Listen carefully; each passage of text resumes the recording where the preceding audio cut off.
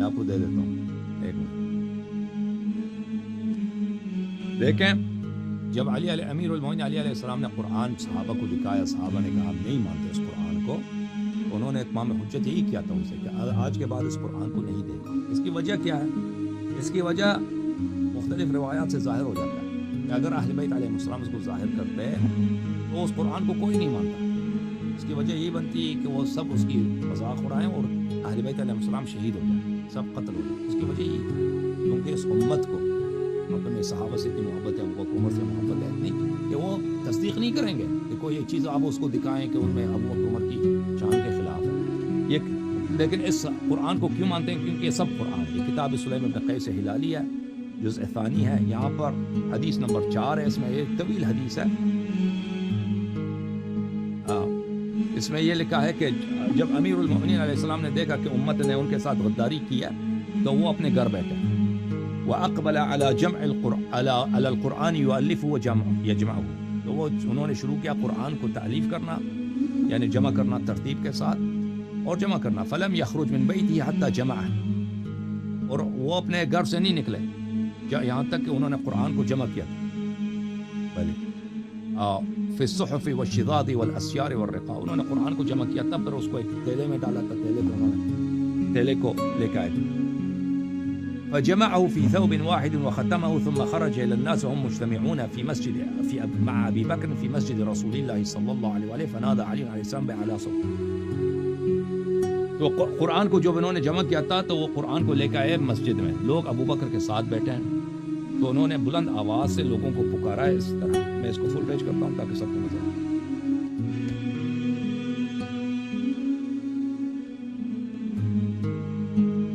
یا ایھا الناس، اے لوگو، انی لم ازل منذ قبض رسول اللہ صلی اللہ علیہ وآلہ مشغول بغسلہ ثم بالقرآن.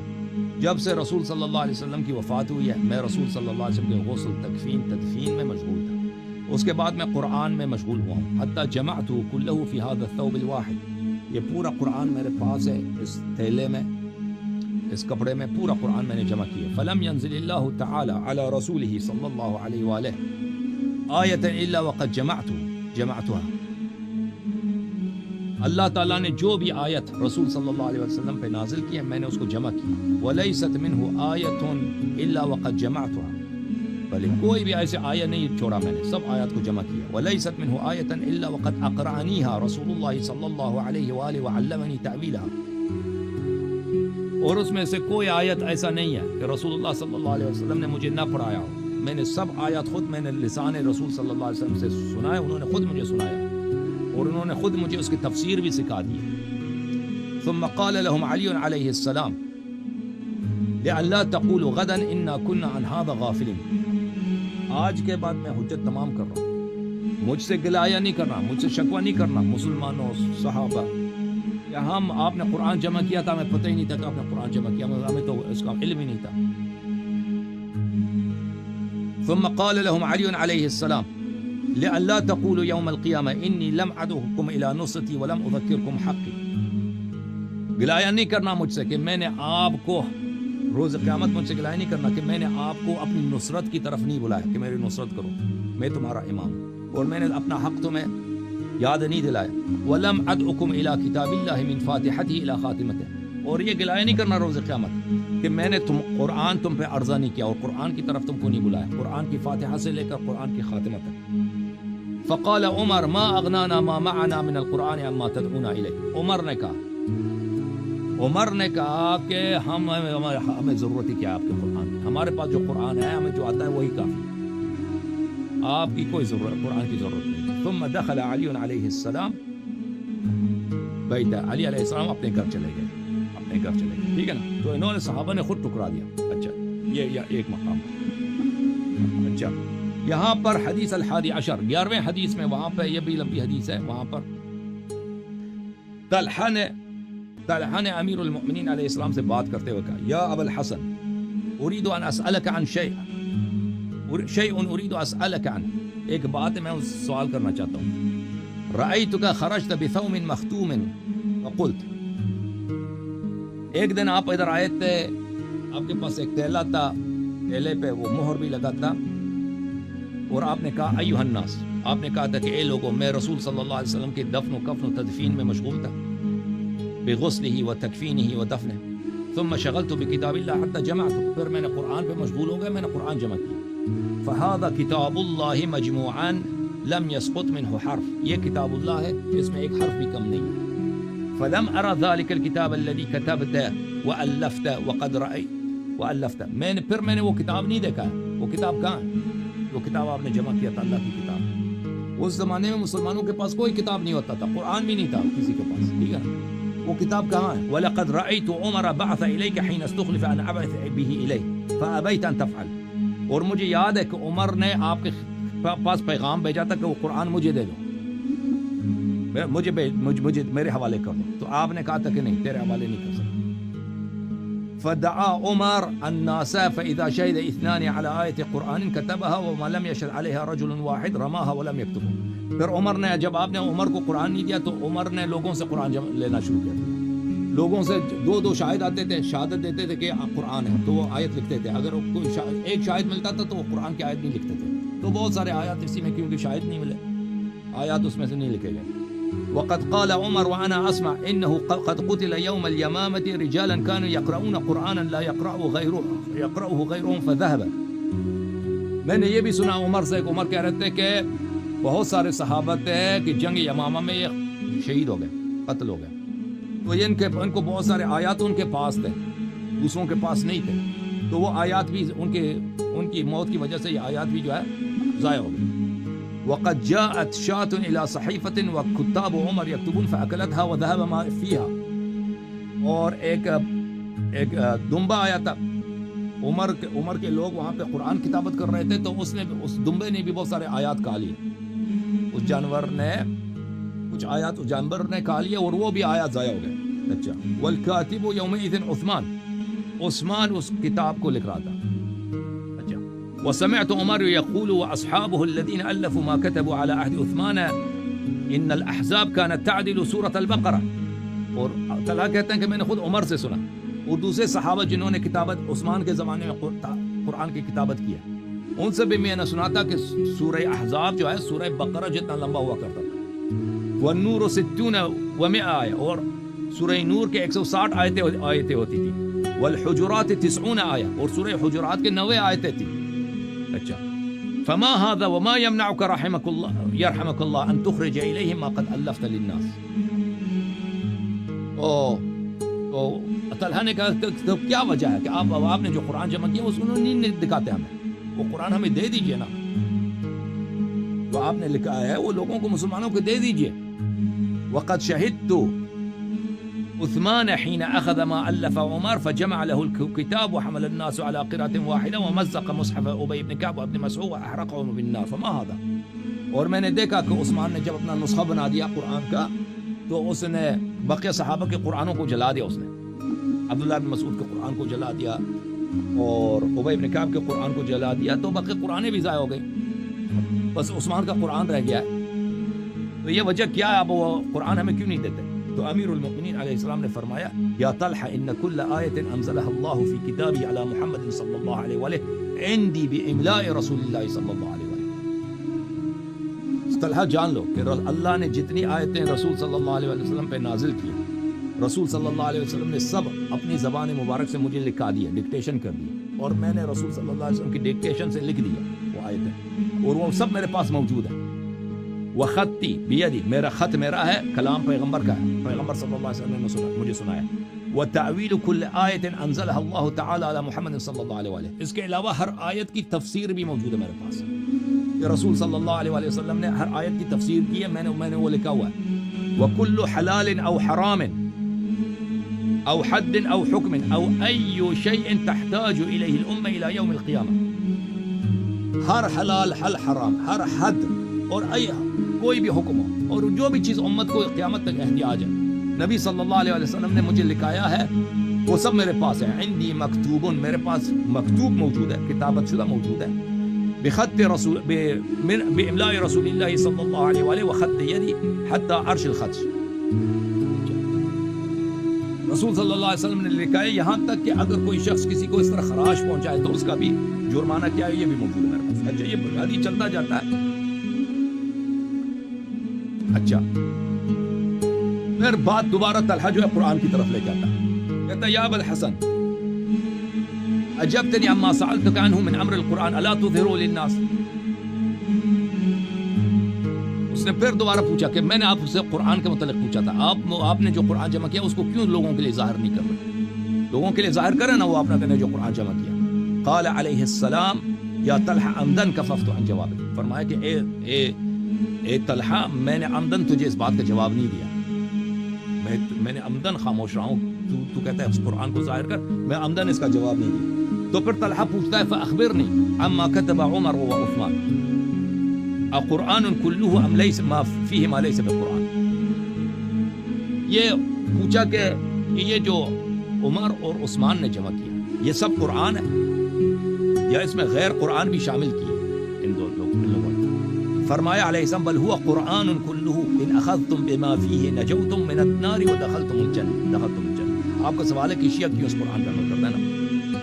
فرمایا کہ جو عمر اور عثمان نے جمع کیا یہ سب قرآن ہے, اس میں غیر قرآن کی ملاوٹ نہیں ہے, قرآن ہے اللہ کا کلام. اور اگر تم اس کی اتباع کرو نجوتم من النار جہنم سے بچو گے اور جنت میں داخل ہوگے. فإن فیہ حجتنا وبیان امرنا وحقنا وفرض طاعتنا.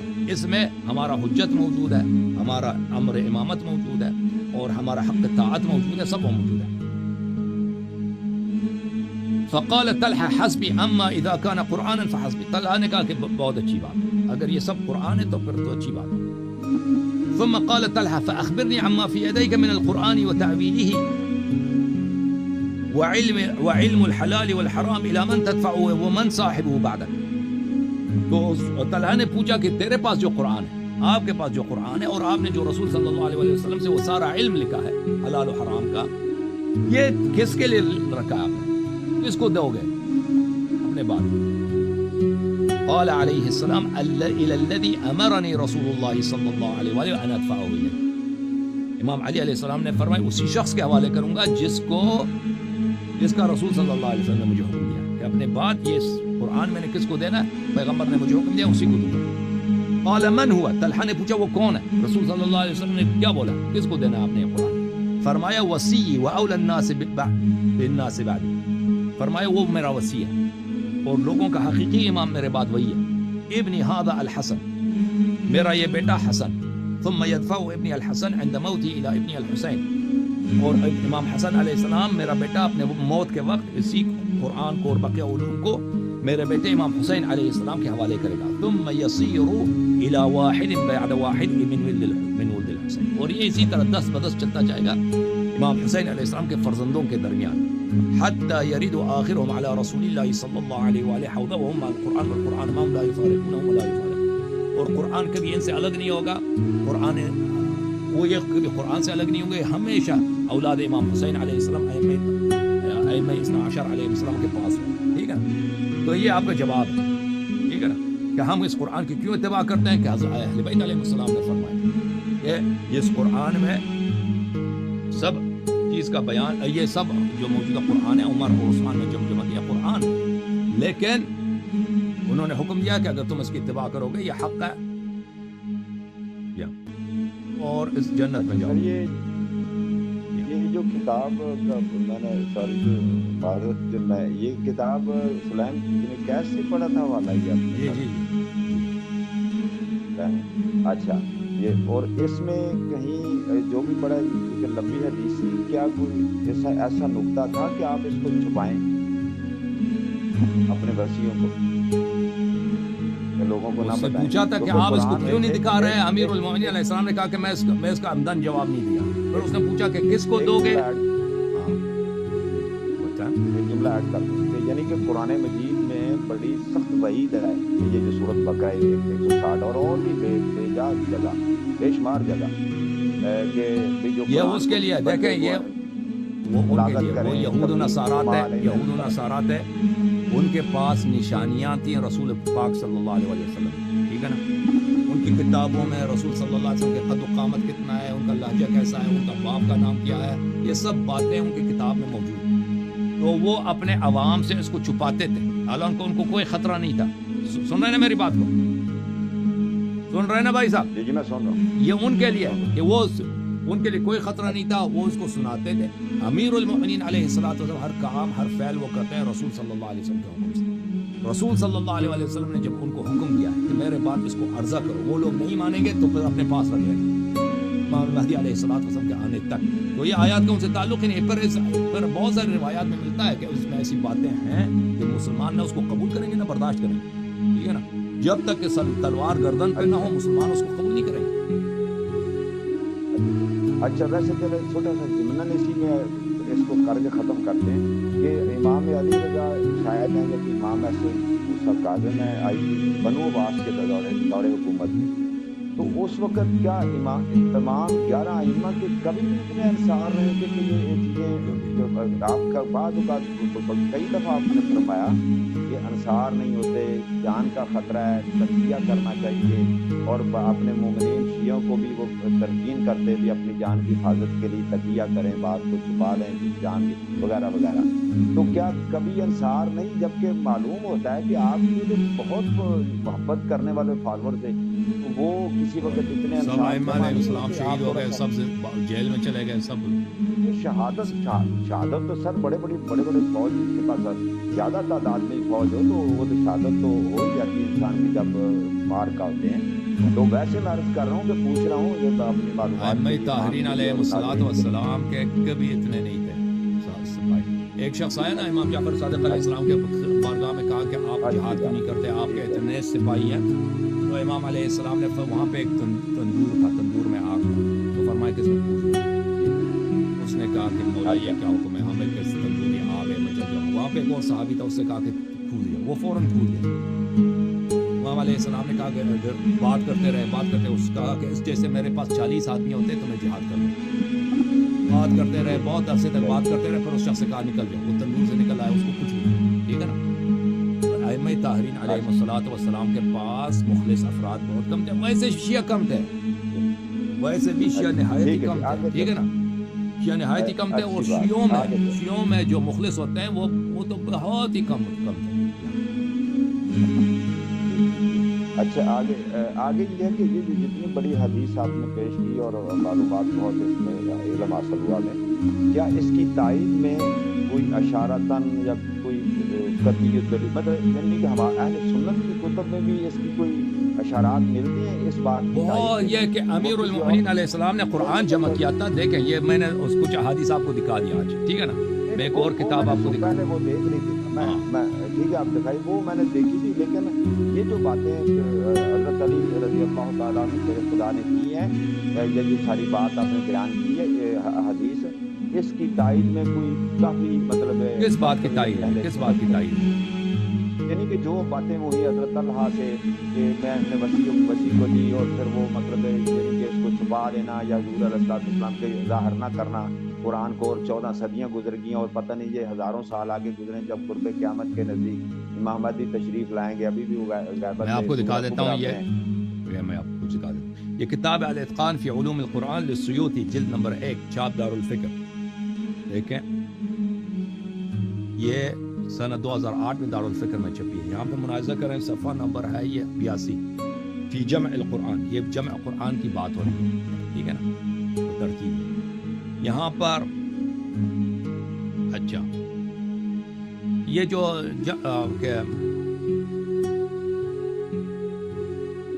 यहाँ पे कहते हैं कि मिन तरीक़ इब्न सीरीन क़ाल अली अलैहिस्सलाम। अच्छा फजमा ये और वो कहते हैं हदीस सही है। मैं एक और चीज़ दिखाना चाह रहा था। इब्न सीरीन क़ाल इब्न अश्तह फ़िल मसाहिफ, इब्न अश्तह ने किताब मसाहिफ में वजह आखिर से इब्न सीरीन से रिवायत की अन्नहु कतब फ़ी मसहफ़ नासिख़ वल मनसूख़ व इब्न सीरीन क़ाल ततल्लबतु ज़ालिकल किताब व कतबतु फ़ीही इलल मदीना फ़लम अक़दिर अलैह। अब मोहम्मद इब्न सीरीन जो बहुत बड़े ताबीई हैं, वो इस अली इमाम अमीरुल मोमिनीन अलैहिस्सलाम का कुरान की उन्होंने बहुत तलाश किया। कहते हैं मैंने मदीना में उसकी बहुत तलाश किया, मुझे नहीं मिला। पर एक और जगह भी है, इब्न सीरीन कहते थे कि अगर ये कुरान हमें मिल जाए तो इसमें बहुत सारा इल्म हमें मिलेगा, ठीक है ना। जो बातें आपने कही है ना, जो बातें आपने कही हैं कि वो तलहा से गुफ्तगू, उसके लिए मैं वो बातें जो है मुखालिफिन के कुतुब में मैंने कहीं नहीं देखा। اس طرح جو اچھا سر آگے چلتے ہیں، اگر ٹائم ہوا تو مختصر حافظ ابن حجر نے بھی ذکر دیجیے کیا. گا. حافظ ابن حجر جو اتنا بڑا مصنف ہے جماعت مخالفین کا، یہ فتح الباری ہے، جزء 10 ہے، 10واں جلد ہے. یہاں پہ صفحہ نمبر 41 میں وَيُقَالُ إِنَّ مصحف علی علیہ الصلاۃ والسلام كان على ترتیب النزول. علی علیہ السلام کا جو مصحف تھا، امیر المؤمنین علیہ السلام کا مصحف ترتیب نزول پہ تھا. اولہ اقرا، اس میں سب سے پہلے سورہ اقرا بسم ربک الذی خلق ہے، ثم المدثر، ثم النون، نون والقلم، ثم المزمل، اس طرح جاتے جاتا ہے. ٹھیک ہے نا. دوسروں نے بھی ذکر کیا، بہت سارے لوگوں نے ذکر کیا امیر المؤمنین علیہ السلام کا مصحف کا. جی سر آخری شیخ یہ بات ہے، ایک چھوٹی سی کوشچن بناتا ہوں. کتاب ہے رجال کشی اور جز اول ہے، صفحہ نمبر 2 والا یاد القلوب ہے، وہ جلد نمبر 2 ہے. یعنی بات ایک ہی ہے لیکن میں ویسے کتب کا نام دے رہا ہوں. اور اس میں یعنی یہ حدیث جو ہے امام باقر علیہ السلام سے ہے، اور جو رجال کشی ہے امام جعفر علیہ السلام سے ہے، اور سلیم بن قیس ہے، صفحہ نمبر ہے آگے 162 آئی تھنک. تو اس میں ان 3 کتب میں مختلف یہ وارد ہوئی ہیں، یہ اخبار ملتے ہیں کہ یعنی کہ حضور علیہ السلام کی رحلت کے بعد سوائے 3 کے اور بعض اوقات کے 4، یہ 4 یعنی حضرت مقداد، حضرت سلیمان فارسی اور حضرت ابو ذر غفاری، اور ایک جگہ حضرت عمار کی بھی مشکوک ہے لیکن کبھی کبھی ان کو کہتے ہیں. یہ 4 کے علاوہ باقی سارے لوگ مرتد ہو گئے تھے. آگے بات کمپلیٹ ہونے دیجیے گا. سارے مرتد ہو گئے تھے، اور جب اگر مرتد ہوئے پھر ان کی آگے کبھی خلافت تو ائمہ کو اس طرح یعنی نافذ تو نہیں ہوئی. امام جو ائمہ اطہار تھے تو اس کے بعد ان کے فالورز آ گئے، تو وہ کس طرح مسلمان ہو گئے جب وہ ان کی جو جڑ ارتد میرے بھائی، مرتدہ کا ایک مطلب ہے جو مسلمان لیتا ہے نا کہ دین سے چینج کرنا، کافر بن جانا، معنی یہ لیتا ہے. ایک ارتدہ ہے جو یہ اصطلاحی معنی ہے، یہ لفظی معنی نہیں. ارتدہ کے لفظی معنی پلٹ جانا، لوگ پلٹ گئے. ٹھیک ہے نا. اس دیکھیں یہ احادیث کو سمجھنا چاہیے کہ بہت ساری چیزیں احادیث میں ملتی ہیں کہ اس زمانے میں اصطلاحات قائم نہیں ہوئے تھے. ابھی ہمارے زمانے میں بہت سارے اصطلاحات دیکھیں، ہمارے احادیث میں بہت ملتا ہے وضو ہوتا ہے دھونے کے معنی میں. وضو جب کھانا کھانے سے پہلے وضو لے لو، وضو کرو. بھائی کھانا کھانے سے پہلے وضو کرو کہ یعنی کیا مطلب؟ وضو لے لے، میں نے ہاتھ سر پہ مسح کر، پیروں میں مسح کر، یہ کریں نہیں. اس کا مطلب ہے کہ ہاتھ دھو لو، وضو کرو یعنی دھو لو. ٹھیک ہے نا. تو یہ احادیث میں کیونکہ وہ دیکھیں وہ زمانہ کیا تھا، وہ زمانہ شریعت کے ابتدا کا زمانہ تھا. یہ جو الفاظ جو ہیں یہ ابھی اصطلاحی معنوں میں اتنے پختہ نہیں ہوئے تھے، اور اتنے ان میں کہ ابھی ہم سنتے ہیں نا ارتداد تو صرف ایک ہی ذہن میں آتا ہے کہ بھائی مرتد ہو گیا یعنی دین سے ہی نکل گیا، دوسرا دین اسے اختیار کیا. یہ ارتدہ کا مطلب یہ ہے کہ یہ لوگ پلٹ گئے، رسول صلی اللہ علیہ وسلم کے فرمان سے پلٹ گئے، ان کے حکم سے پلٹ گئے. ٹھیک ہے نا. تو اس کا مطلب یہ ہے ائمہ طاہرین علیہم الصلوۃ والسلام صحابہ کو کافر نہیں سمجھتے تھے. صحابہ پر ہمیشہ انہوں نے مسلمین کے احکام جاری کیا، مسلمین جیسا برتاؤ کیا. ایسا نہیں کہ بھئی یہ کافر ہو گئے، ان کے نکاح باطل ہو گئے، اس طرح بالکل کوئی نہیں. وہ ارتدہ جو ہے اس کا مطلب وہی ہے کہ یہ پلٹ گئے. رسول صلی اللہ علیہ وسلم کا جو فرمان تھا، ان سے جو عہد و وعدے تھے کہ ہم آپ کے بعد اہل بیت علیہ السلام کی اتباع کریں گے، اس سے پلٹ گئے یہ لوگ سوائے 3-4 کے. اس کا مطلب یہ ہے. ٹھیک ہے. اور شیعہ مذہب کا بالکل یہ عقیدہ نہیں ہے کہ سب لوگ جو ہے بالکل کافر ہو گئے، دین ہی سے پلٹ گئے. اس طرح نہیں ہے. اہل بیت علیہ الصلوۃ والسلام نے صحابہ کو گناہگار بولا ہے، اس طرح بولا ہے. لیکن یہ کہ بالکل یہ ان کا دین اور تھا، یہ نہیں ہے. یہ بالکل شیعوں کا عقیدہ نہیں ہے. صحیح. اچھا عبداللہ بن عباس رضی اللہ تعالیٰ، ایک شاید تفسیر قمی ہے یا کسی کی کتاب میں ہے کہ حضرت عبداللہ بن عباس کے انہوں نے ایک بندہ تشریف لاوری ان کی ہوئی، حضرت علی بن حسین رضی اللہ تعالیٰ عنہ علیہ السلام، ان کے پاس تشریف لائے اور انہوں نے بات کی کہ حضرت عبداللہ بن عباس فرماتے ہیں کہ مجھے ساری آیات کی مطلب اس کے شان نزول اور سب چیزوں کا مجھے علم ہے. تو آپ نے حضرت علی بن حسین علیہ السلام نے فرمایا جاؤ ان سے پوچھو کہ وہ مجھے مانا بولی آپ کے ذہن میں آ گیا کہ پوچھو کہ یہ جو دنیا و آخرت میں ہے، اندھے جو دنیا میں بھی اندھا ہے اور وہ کل قیامت کے دن بھی اندھا اٹھائے، یہ ذرا جا کے پوچھ لو اس کا معنی کیا ہے اس آیت کا. تو وہ شخص گیا تو حضرت عبداللہ بن عباس جو کہ شیخ القرآن ہے اہل سنت میں، آپ بھی ان کے حوالے دیتے رہتے ہیں، تو انہوں نے اس کا کوئی خاموشی اختیار کی. تو آپ نے پھر فرمایا کہ یہ انہی باپ بیٹوں کے لیے. کیا ایسے ہی آپ ان کو عبداللہ بن عباس وہ نابینا ہو گئے تھے نا، وہ اس لیے آپ دیکھیں تنزل الملائکۃ والروح فیہا باذن ربہم من کل امر، کہ شب قدر کو ملائکہ نازل ہوتے ہیں. یہ قرآن کی آیت ہے، شب قدر کو ملائکہ نازل ہوتے ہیں. جب تک رسول صلی اللہ علیہ وسلم تھے تو یہ رسول صلی اللہ علیہ وسلم کے پاس نازل ہوتے تھے ملائکہ آتے. تو رسول اللہ صلی اللہ علیہ وسلم کے بعد یہ ملائکہ جب نازل ہوتے ہیں تو کہاں جاتے ہیں؟ شب قدر کو، کیونکہ قرآن کی آیت ہے کہ ہر شب قدر کو ملائکہ نازل ہوتے ہیں. تو عبداللہ ابن عباس نے یہ جو ہے یہ آیا امیر المومنین علیہ السلام کے لیے اس پہ شک کیا تھا. اس نے شک کیا تھا تو اس وجہ سے وہ نابینا ہو گیا تھا عبداللہ ابن عباس. ٹھیک ہے نا، عبداللہ ابن عباس اس نے ولایت کا انکار نہیں کیا تھا. وہ اس بات کے کہ شب قدر کو یہ ملائکہ نازل ہوتے ہیں، یہ میرے چچا کے بیٹے امیر المومنین علیہ السلام کے پاس آتے ہیں، تو اس بات پہ وہ اس نے تائید نہیں کیا تھا. تو اس کی وجہ سے ایک ملک نے اس کے آنکھ پہ اپنے پر لگائے تھے اور وہ ملک کے ضرب کی وجہ سے عبداللہ ابن عباس نابینا ہو گیا تھا، آخر تک نابینا تھا. ٹھیک ہے نا، تو یہ عبداللہ ابن عباس نابینا ہو گیا تھا. ہاں اس کی وجہ یہ ہے. تو اہل سنت میں اس واقعہ کی کوئی ہے حوالہ؟ نہیں یہ جو آپ بیان فرما رہے ہیں میں نے نہیں دیکھا ان کے. اچھا شیخ، بہت شکریہ. اللہ تعالیٰ تھینک یو سر، اللہ کو جزائے خیر، اللہ کو بہت وقت دیا. جزاک اللہ. والسلام علیکم. Thank you.